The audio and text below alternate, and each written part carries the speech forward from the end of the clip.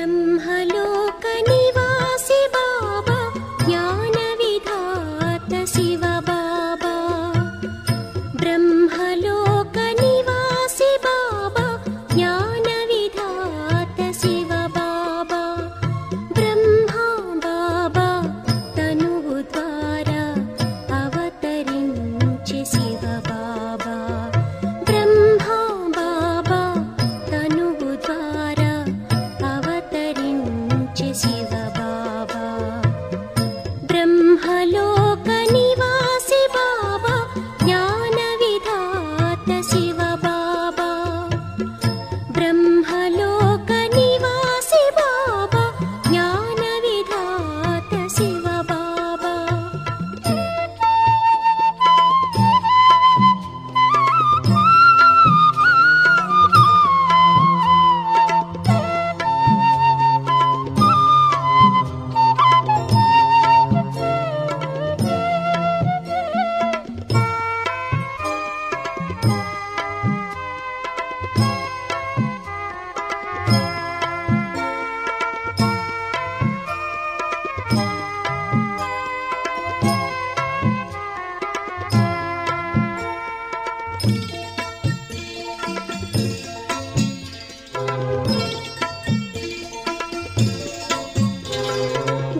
ज्वालारूपी प्रकाशमुतो వెలిగించెను ఆత్మజ్యోతి పితా శ్రీ బ్రహ్మ ఆదర్శముగా వెలుగొందిరి విశ్వ ఆత్మలు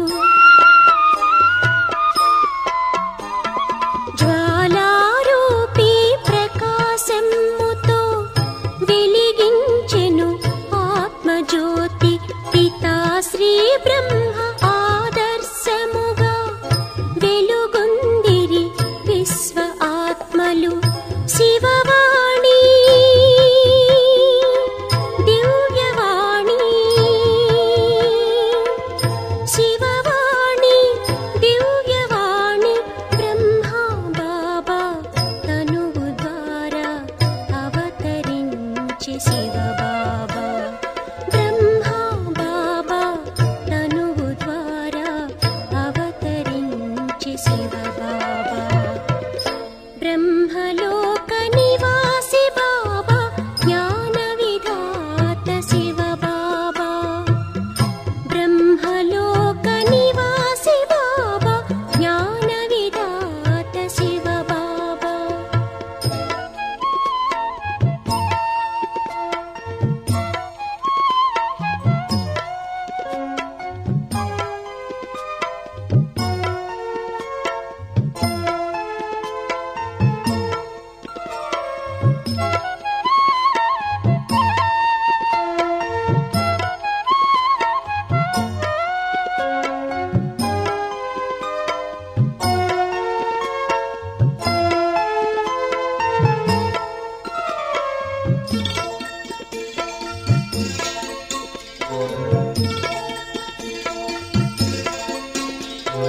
శాంతి ధామా నివాసి బాబా శాంతి పదమున పయనించగ జన్మ జన్మల అశాంతిని అంతం చేసెను శివ బాబా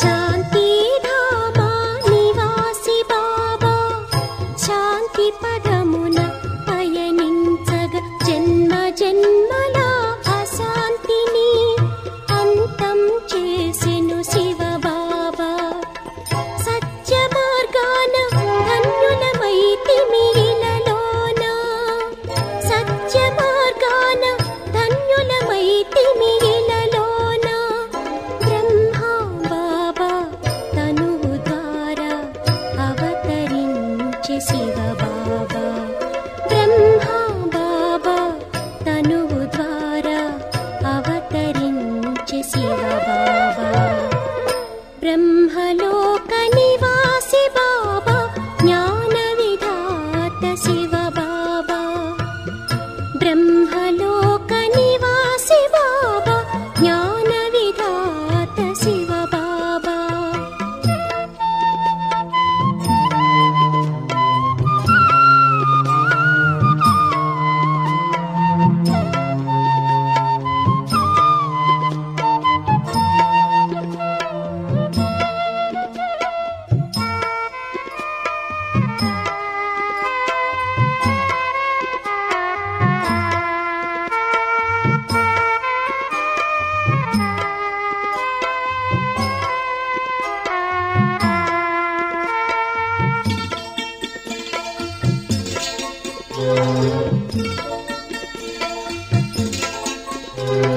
ప్రేమ సాగరుడు శివ బాబా మధురామృతము ఈ ప్రేమ ఆత్మలెందరూ సమ్ముఖముగా ప్రేమామృతము డోలిరి ప్రేమ సాగరుడు శివ బాబా మధురామృతము ఈ ప్రేమ ఆత్మలెందరూ సమ్ముఖముగా ప్రేమామృతము గ్రోలిరి గీత బైబిల్ వేద ఖురాన్లలో మహిమాయోగ్యుడు శివ పరమాత్మ మహిమాయోగ్యుడు శివ పరమాత్మ బ్రహ్మ బాబా తనువు ద్వారా అవతరించి శివ బాబా బ్రహ్మ బాబా తనువు ద్వారా అవతరించి శివ బాబా బ్రహ్మలోక నివాసి బాబా జ్ఞాన విధాత శివ బాబా బ్రహ్మలోక నివాసి బాబా జ్ఞాన విధాత శివ బాబా బ్రహ్మ బాబా తనువు ద్వారా అవతరించి శివ బాబా బ్రహ్మ బాబా తనువు ద్వారా అవతరించి శివ బాబా బ్రహ్మలోక నివాసి బాబా జ్ఞాన విధాత శివ బాబా బ్రహ్మలోక నివాసి బాబా జ్ఞాన విధాత శివ బాబా. ఓం శాంతి. మధురమైన పిల్లలారా, శాంతి కావాలంటే అశరీరిగా అవ్వండి. దేహభావంలోకి వచ్చారు అంటే అశాంతి కలుగుతుంది. అందుకే మీ స్వధర్మంలో మీరు స్థితులై ఉండండి. ప్రశ్న: యథార్థమైన స్మృతి ఏది? స్మృతి చేసే సమయంలో ఏ విషయంపై విశేషంగా అటెన్షన్ ఉండాలి? స్వయాన్ని ఈ దేహము నుండి భిన్నమైన ఆత్మగా తండ్రిని స్మృతి చేయడమే యథార్థమైన స్మృతి. ఏ దేహము గుర్తు రాకుండా గమనం ఉంచాలి. స్మృతిలో ఉండేందుకు జ్ఞాననశ ఉండాలి. బాబా మనల్ని మొత్తం విశ్వానికంతా యజమానిగా చేస్తూ ఉన్నారు. మనము ఈ భూమి ఆకాశాలకు సముద్రానికి అన్నిటికీ అధికారులుగా అవుతామని బుద్ధిలో ఉండాలి. ఓం శాంతి. ఓం అంటే అహం, అంటే నేను ఆత్మను. కానీ మనుషులు ఓం అంటే భగవంతుడు అని భావిస్తారు. కానీ అలా కాదు. ఓం అంటే నేను ఆత్మ, ఇది నా శరీరము. ఓం శాంతి అని అంటారు కదా. ఓం అంటే నేను ఆత్మ, నా స్వధర్మము శాంతి.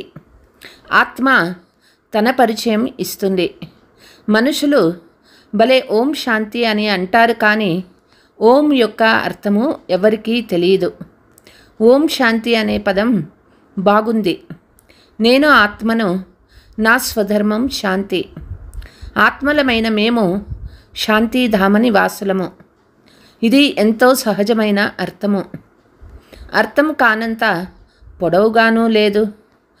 ఇప్పుడుండేది నూతన ప్రపంచమా లేక పాత ప్రపంచమా, అది కూడా మనుషులకి తెలియదు. నూతన ప్రపంచం పాతదిగా ఎప్పుడవుతుంది?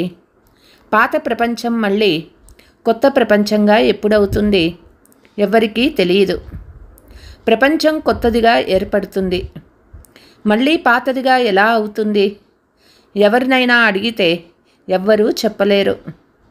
ఇప్పుడుండేది కలియుగ పాత ప్రపంచం. నూతన ప్రపంచమని సత్యయుగాన్ని అంటారు. అచ్చా, కొత్తది పాతదిగా అయ్యేందుకు ఎన్ని సంవత్సరాలు పడుతుందో ఎవ్వరికీ తెలియదు. మనుషులై ఉండి ఈ విషయం తెలియదు. అందుకే జంతువుల కంటే హీనము అంటారు.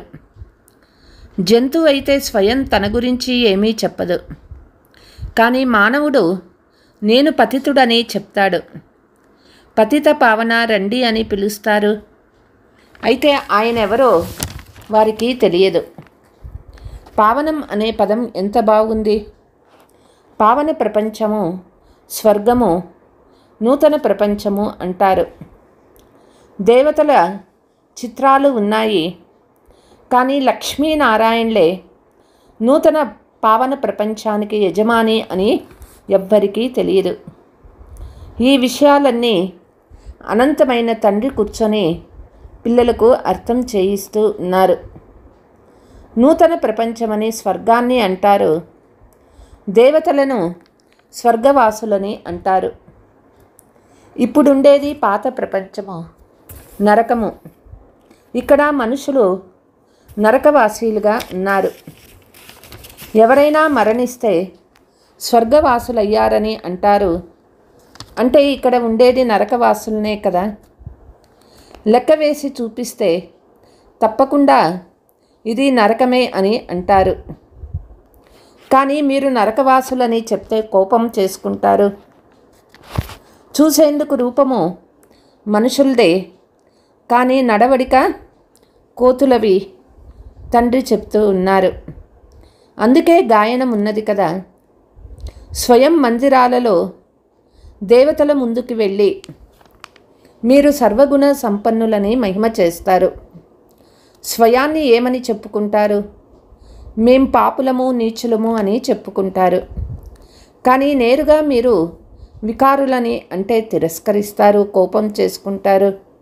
అందుకే తండ్రి కేవలం పిల్లలతో మాట్లాడతారు, అర్థం కూడా చేయిస్తారు. బయట వారితో మాట్లాడరు. ఎందుకంటే కలియుగంలో మనుషులు నరకవాసులు. ఇప్పుడు మీరు సంగమయుగంలో ఉన్నాము.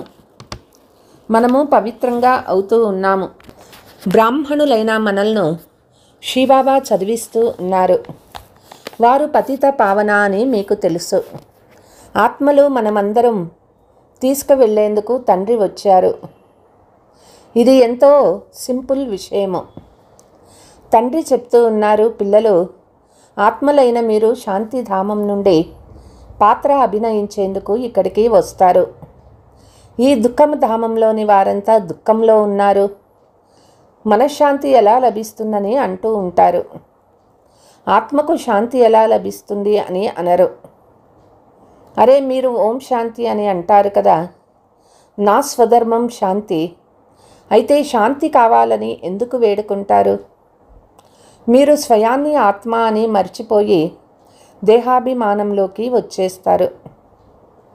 ఆత్మలైతే శాంతిధామంలో ఉండేవి. ఇక్కడ శాంతి ఎలా లభిస్తుంది? అశరీరిగా అయితేనే శాంతి లభిస్తుంది. ఆత్మ శరీరంతో పాటు ఉన్నప్పుడు తప్పకుండా మాట్లాడవలసి వస్తుంది, నడవాల్సి వస్తుంది. మనం ఆత్మలము. పాత్రను అభినయించేందుకు శాంతిధామం నుండి ఇక్కడికి వచ్చాము. రావణుడే మన శత్రువని ఎవ్వరికీ తెలియదు. ఈ రావణుడు ఎప్పటి నుంచి మనకి శత్రువయ్యాడు ఇది కూడా ఎవ్వరికీ తెలియదు. పెద్ద పెద్ద విద్వాంసులు, పండితులు, వారికి రావణుడెవరో తెలియదు. రావణు దిష్టిబొమ్మను తయారు చేసి కాలుస్తారు. జనం జన్మలుగా కాలుస్తూ వచ్చారు. కానీ ఎందుకు కాలుస్తారో కొంచెం కూడా తెలియదు. రావణుడెవరు అని అడిగితే అదంతా కల్పన అంటారు. తెలియకుంటే జవాబు ఏం చెప్తారు? శాస్త్రాలలో కూడా ఓ రామా, అసలు ఈ ప్రపంచం తయారు కాలేదు, ఇదంతా కల్పన అని చాలామంది అంటారు. కల్పన అంటే ఏమిటి అడిగితే ఇది సంకల్పాల ప్రపంచమని అంటారు. ఎవరు ఏ సంకల్పం చేస్తారో అలా అవుతారని అంటారు. కానీ దాని అర్థం తెలీదు. తండ్రి కూర్చొని పిల్లలకు అర్థం చేయిస్తూ ఉన్నారు. కొంతమంది బాగా అర్థం చేసుకుంటారు, కొంతమందికి అర్థమే కాదు. ఎవరు బాగా అర్థం చేసుకుంటారో వారిని సొంత పిల్లలని అంటారు. అర్థం చేసుకోని వారిని సవితి పిల్లలు అని అంటారు. సవితి పిల్లలు వారసులుగా అవ్వలేరు. బాబా దగ్గర సొంత పిల్లలు ఉన్నారు, సవితి పిల్లలు కూడా ఉన్నారు. తన సొంత పిల్లలు తండ్రి శ్రీమతాన్ని పూర్తిగా అనుసరిస్తారు, సవితి పిల్లలు అనుసరించరు. వీరు నా మతాన్ని అనుసరించక రావణ మతాన్ని అనుసరిస్తారని తండ్రి అంటారు. రాముడు రావణుడు, రామరాజ్యము రావణరాజ్యము, ఇది సంగమయుగము. తండ్రి అర్థం చేయిస్తూ ఉన్నారు. ఈ బీకేస్ శివబాబా నుంచి వారసత్వాన్ని తీసుకుంటూ ఉన్నారు. మీరు కూడా తీసుకుంటారా? శ్రీమతాన్ని అనుసరిస్తారా అని అడిగి ఏ మతము అని అంటారు. తండ్రి శ్రీమతాన్ని ఇస్తూ ఉన్నారు. పవిత్రంగా ఉండండి. నేను పవిత్రంగా ఉండేందుకు నా పతి ఒప్పుకోరు, నేను ఎవరి మాట వినాలి అని అంటారు. అరే పతిలకే పతి పరమేశ్వరుడు. భారతదేశంలో పతియే నీకు గురువు, ఈశ్వరుడు, సర్వస్వము అని నేర్పించబడుతుంది. కానీ ఈ విధంగా ఎవ్వరూ భావించరు. ఈ సమయంలో అలాగే అని అంటారు, కానీ వాస్తవానికి ఎవరు అంగీకరించరు. మళ్ళీ గురువుల దగ్గరికి, మందిరాలకు వెళ్తారు. నువ్వు బయటకి వెళ్ళకు, నేను నీకు రాముని విగ్రహాన్ని ఇంటికే తీసుకొస్తాను, అయోధ్యకు ఎందుకు వెళ్తావు అని పురుషులు స్త్రీలతో అంటారు. అయినా అంగీకరించరు. ఇది భక్తి మార్గంలోని ఎదురు దెబ్బలు. స్త్రీలు తింటూనే ఉంటారు, ఎప్పుడూ భర్త మాటను అంగీకరించరు. అది రాముని మందిరమని భావిస్తారు. అరే మీరు రాముని స్మృతి చేయాలా లేక మందిరాన్ని స్మృతి చేయాలా? అర్థమే చేసుకోరు.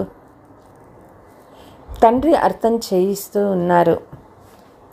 భక్తి మార్గంలో ఓ భగవంతుడా, మీరొచ్చి మాకు సద్గతి ఇవ్వండి అని అంటారు. ఎందుకంటే అతడొక్కడే సర్వులకు సద్గతి దాత. కానీ వారు ఎప్పుడు వస్తారో ఎవరికీ తెలియదు. తండ్రి అర్థం చేయిస్తూ ఉన్నారు. రావణుడే మీ శత్రువు. రావణు విషయం అద్భుతమైనది. రావణుణ్ణి తగలబెడుతూనే ఉంటారు, కానీ మరణించదు. రావణుడంటే ఎవ్వరికీ తెలియదు. అనంతమైన తండ్రి నుండి వారసత్వం లభిస్తుందని పిల్లలు మీకు తెలుసు. శివ జయంతి కూడా ఆచరిస్తారు, కానీ శివుని గురించి ఎవరికీ తెలియదు. ప్రభుత్వానికి కూడా మీరు అర్థం చేయిస్తారు. శివుడు భగవంతుడు.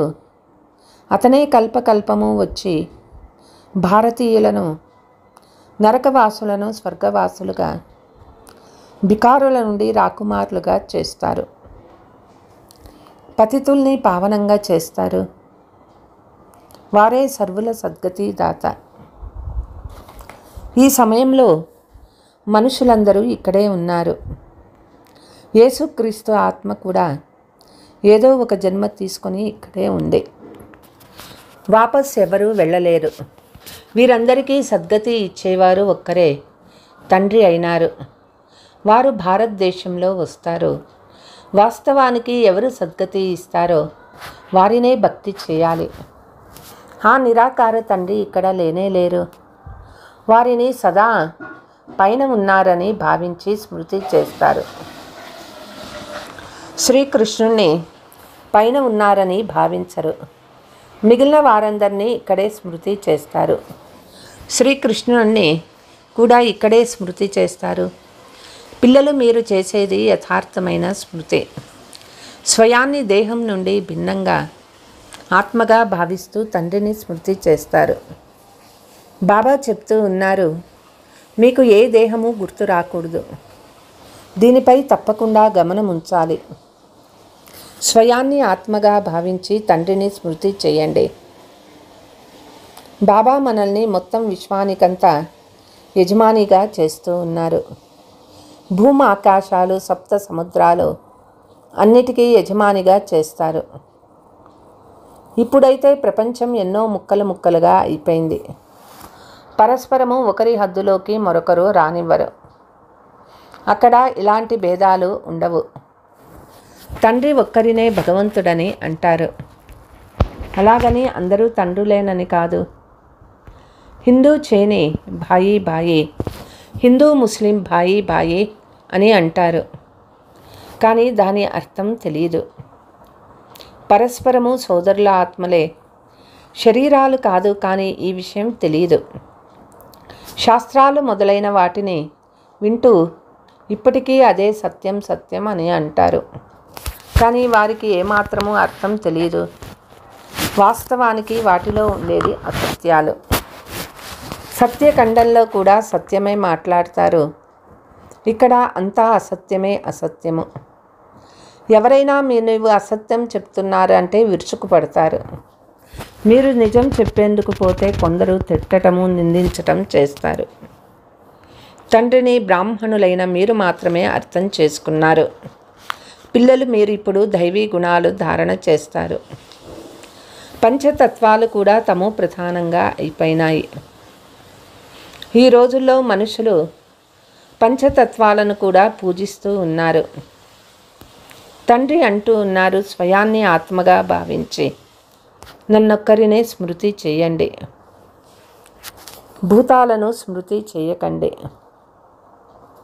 గృహస్థు వ్యవహారంలో ఉంటూ బుద్ధి బాబా జతలో జోడించండి. ఆత్మాభిమానిగా అవ్వాలి. తండ్రిని ఎంతగా స్మృతి చేస్తారో వికర్మలు అంతగా వినాశమవుతాయి. జ్ఞాననేత్రం మీకు లభిస్తుంది. ఇప్పుడు మీరు వికర్మాజీతులుగా అవ్వాలి. అది వికర్మాజీత శకము, ఇది వికర్మా శకము. మీరు యోగ బలం పైన వికర్మలపై విజయం పొందుతారు. భారతదేశం యోగము ప్రసిద్ధి చెందింది. కానీ మనుషులు దానిని గురించి ఏమీ తెలియదు. మేము భారతదేశ ప్రాచీన యోగము నేర్పించేందుకు వచ్చామని చెప్తారు. కానీ వీరు హఠయోగులని వారికి తెలియదు. వారి రాజయోగాన్ని నేర్పించలేరు.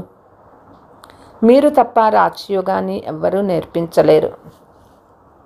రాజరుచులు, వారు హద్దులోని సన్యాసులు, మీరు బేహద్దు సన్యాసులు. రాత్రి పగలుకున్నంత తేడా ఉంది. బ్రాహ్మణులు మీరు తప్ప ఇంకెవ్వరూ రాజయోగాన్ని నేర్పించలేరు. ఇవన్నీ కొత్త విషయాలు. కొత్త వారెవ్వరూ అర్థం చేసుకోలేరు. అందుకే కొత్త వాళ్ళని ఎప్పుడూ అనుమతించరు. ఇది ఇంద్రసభ కదా. అందరూ రాతి బుద్ధి కలవారుగా ఉన్నారు. సత్యయుగంలో అందరూ పారస్ బుద్ధి ఉంటుంది. ఇప్పుడు ఇది సంగమయుగము. రాతి నుండి పారస్ బుద్ధి కలవారిగా బాబా తప్ప వేరే ఎవ్వరూ తయారు చేయలేరు. మీరు ఇక్కడికి పారస్ బుద్ధిగా అయ్యేందుకే వచ్చాము. భారతదేశము ఒకప్పుడు బంగారు పిచ్చుక. ఈ లక్ష్మీనారాయణలు విశ్వాధికారులుగా ఉండేవారు. వీరు రాజ్యాన్ని ఎప్పుడు పాలించారో ఎవరికీ తెలియదు. ఇప్పటికీ 5000 సంవత్సరాల క్రితం వీళ్ళ రాజ్యమే ఉండేది. తర్వాత వీరు ఎక్కడికి వెళ్ళారు? 84 జన్మలు తీసుకున్నారని మీరు చెప్పగలరు. ఇప్పుడు వీరు తమో ప్రధానంగా ఉన్నారు. బాబా ద్వారా మళ్ళీ సతో ప్రధానంగా అవుతూ ఉన్నారు. దీనినే తతత్వం అని అంటారు.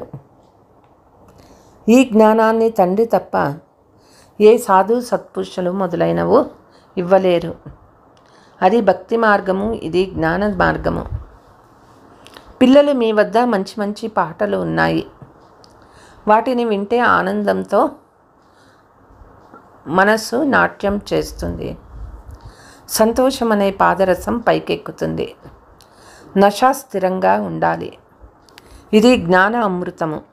సారాయి తాగిన వాడికి నశ ఎక్కుతుంది. ఇది జ్ఞాన అమృత. నశ తగ్గకూడదు. సదా ఏకరసంగా పెరిగి ఉండాలి. మీరు లక్ష్మీనారాయణను చూసి చాలా సంతోషిస్తారు. మనం శ్రీమతాన్ని అనుసరించి మళ్ళీ శ్రేష్టంగా అవుతున్నామని మీకు తెలుసు. ఈ ప్రపంచాన్ని చూస్తూ కూడా బుద్ధి యోగము తండ్రి వారసత్వంపై ఉంచాలి. అచ్చా, मीठे मीठे सिकीलते बच्चों प्रति मात पिता बाप दादा का याद प्यार और गुड मॉर्निंग. रूहानी बाप की रूहानी बच्चों का नमस्ते. हम रूहानी बच्चों की रूहानी मात पिता बाप दादा को याद प्यार गुड मॉर्निंग डबल नमस्ते. ధారణ: వికర్మ జీత్గా అయ్యేందుకు యోగ బలం ద్వారా వికర్మలపై విజయం ప్రాప్తి చేసుకోవాలి. ఇక్కడ చూస్తూ ఉన్న బుద్ధి యోగం తండ్రిపై, వారిచ్చే వారసత్వంపై లగ్నమై ఉండాలి. తండ్రి వారసత్వానికి పూర్తి అధికారులుగా అయ్యేందుకు సొంత పిల్లలుగా అవ్వాలి. ఒక్క తండ్రి శ్రీమతాన్ని అనుసరించి తండ్రి ఏమి వినిపిస్తారో దానిని అర్థం చేసుకొని ఇతరులకు కూడా అర్థం చేయించాలి. వరదానము: దివ్య బుద్ధి యొక్క లిఫ్ట్ ద్వారా 3 లోకాలలో విహరించే సహజ్ యోగి భవ. సంగమ యుగంలో పిల్లలందరికీ దివ్య బుద్ధి యొక్క లిఫ్ట్ లభించింది. ఈ అద్భుతమైన లిఫ్ట్ ద్వారా 3 లోకాలలో ఎక్కడ కావాలంటే అక్కడ చేరుకోవచ్చు. కేవలం స్మృతి యొక్క స్విచ్ ఆన్ చేస్తే సెకండ్లో చేరిపోతారు. అంతేకాక ఎంత సమయము ఏ లోకంలో అనుభవం చేయాలనుకుంటే అంత సమయం అక్కడ స్థితమై ఉండవచ్చు. ఈ లిఫ్ట్ను ఉపయోగించేందుకు అమృత వేళలో కేర్ఫుల్గా అయ్యి స్మృతి అనే స్విచ్ను యథార్థ రీతి ద్వారా సెట్ చేసుకోండి. అథారిటీగా అయ్యి ఈ లిఫ్ట్ను కార్యంలో ఉపయోగిస్తే సహజ యోగులుగా అవుతారు. శ్రమ సమాప్తమైపోతుంది. స్లోగన్: మనస్సు సదా ఆనందంగా ఉంచటమే జీవితాన్ని జీవించే కళ. అచ్చా, ఓం శాంతి.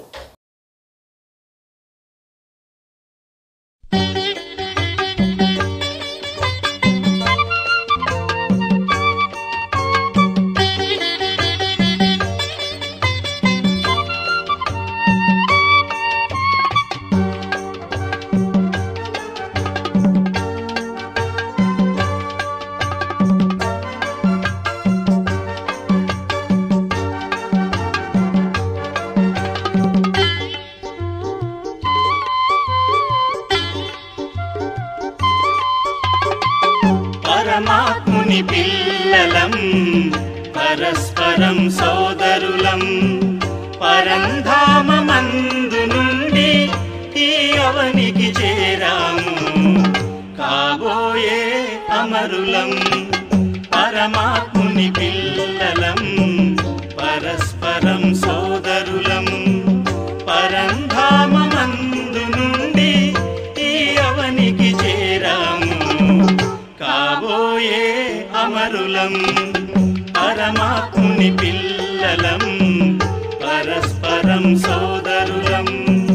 పరమాత్ముని పిల్లలం, పరస్పరం సోదరులం.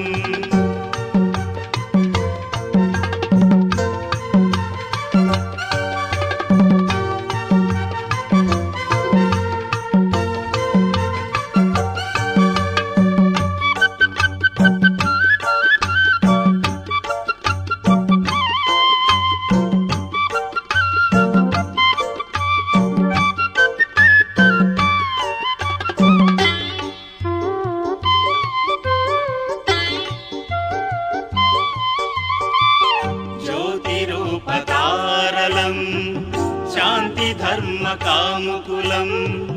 జ్యోతిరూపతారలం, శాంతి ధర్మ కాముకులం. కమల పుష్ప జీవనులం, కాబోయే దేవతలం. కమల పుష్ప జీవనులం, కాబోయే దేవతలం. పరమాత్ముని పిల్లలం, పరస్పరం సోదరులం. పరమాత్ముని పిల్లలం, పరస్పరం సోదరులం.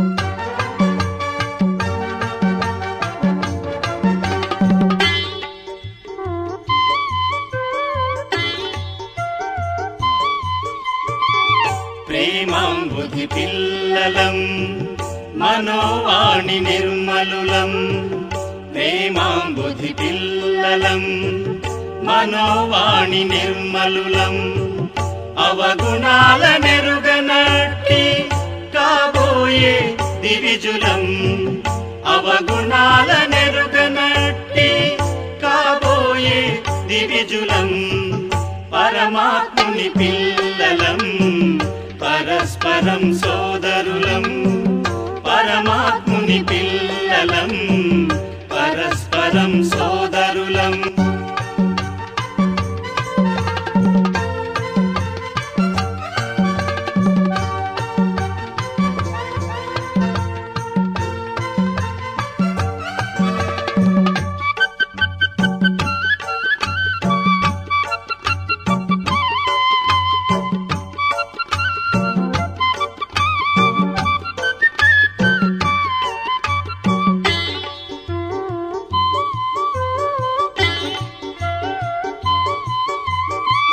పవిత్రతా శక్తి నింపి దివ్య గుణధారణతో పవిత్రతా శక్తి నింపి దివ్య గుణధారణతో జ్ఞానయోగ బలము తోడా కాబోయే సురవరులం జ్ఞానయోగ బలము తోడా కాబోయే సురవరులం పరమాత్ముని పిల్లలం పరస్పరం సోదరులం పరమాత్ముని పిల్లలం పరస్పరం సోదరులం పరంధామమందు నుండి ఈ అవనికి చేరాము కాబోయే అమరులం పరమాత్ముని పిల్లలం పరస్పరం సోదరులం పరమాత్ముని పిల్లలం పరస్పరం